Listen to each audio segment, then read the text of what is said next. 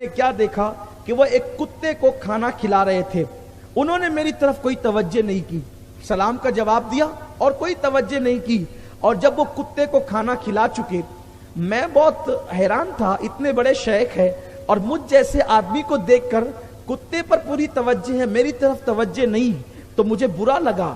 لیکن جب وہ کھانا کھلا چکے, کتا چلا گیا, تو اب وہ میری طرف مخاطب ہو کر کے کہتے ہیں, جب آپ کی طرف میں مکمل مخاطب نہ ہوا اور میں آپ کی طرف میں نے توجہ نہ کی تو تم پر گراں تو گزرا ہوگا. انہوں نے کہا ہاں بالکل مجھ پہ گراں گزرا.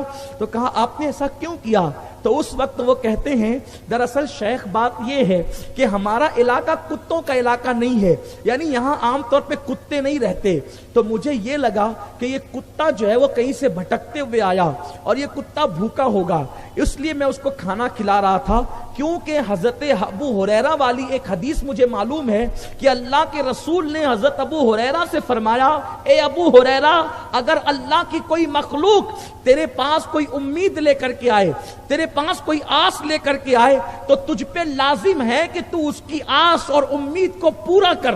اگر تو اس کی آس اور امید کو پورا کرنے کی طاقت رکھتا ہے تو تو اس کی آس اور امید کو پورا کر. اس لیے کہ اگر تو نے اللہ کی مخلوق تیرے پاس آس اور امید لے کر کے آئے اور تو طاقت رکھنے کے باوجود ان کی آس اور امید کو پورا نہ کرے, تو اللہ قیامت کے دن تیری آس توڑ دے گا اور اللہ رب العزت تجھے جنت سے روک دے گا اور جہنم میں داخل فرما دے گا. اس لیے کہ جب مخلوق خدا کسی کے پاس کوئی امید لے کر آئے اور وہ اس کی امید کو توڑ دے تو اللہ قیامت کے دن اس کی امیدوں پہ پانی پھیر دے گا اور اس کی امیدوں کو توڑ دے گا.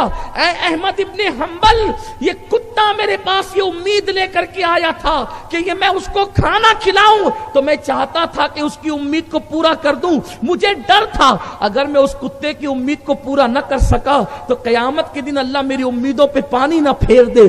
اس لیے میں نے تمہاری طرف توجہ بعد میں کی, پہلے کتا آیا تھا, میں نے پہلے اس کی امید کی تکمیل کی.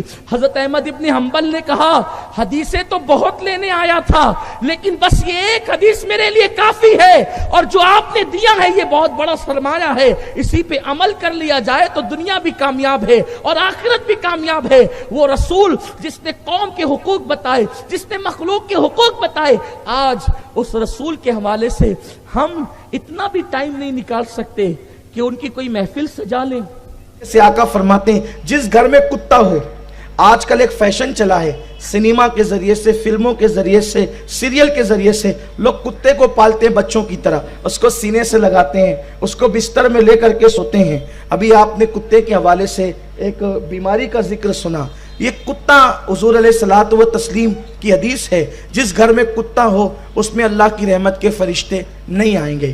اور یہاں تک کہ فقہا فرماتے ہیں جو بلا ضرورت کتے کو پالے گا اللہ کی بارگاہ کے اندر وہ جواب دے ہوگا اور عذاب کا مستحق ہوگا. کیوں؟ اس لیے کہ جو کتے کی رال ہے, کتے کی فطرت ہے کہ اس کی ہر وقت رال ٹپکتی رہتی ہے, اور جب اس کی رال ٹپکتی ہے تو اس کی رال کے اندر سدھا بیماریاں موجود ہیں, اس کی رال کے اندر سدھا بیماریاں موجود ہے. آج لوگ کہہ رہے ہیں کہ اس کی رال میں سدھا بیماریاں موجود ہے, لیکن امام الانبیاء صلی اللہ علیہ وسلم نے کتے سے دور رہنے کا حکم دیا اور فرمایا کہ جس گھر میں کتا ہو اس گھر میں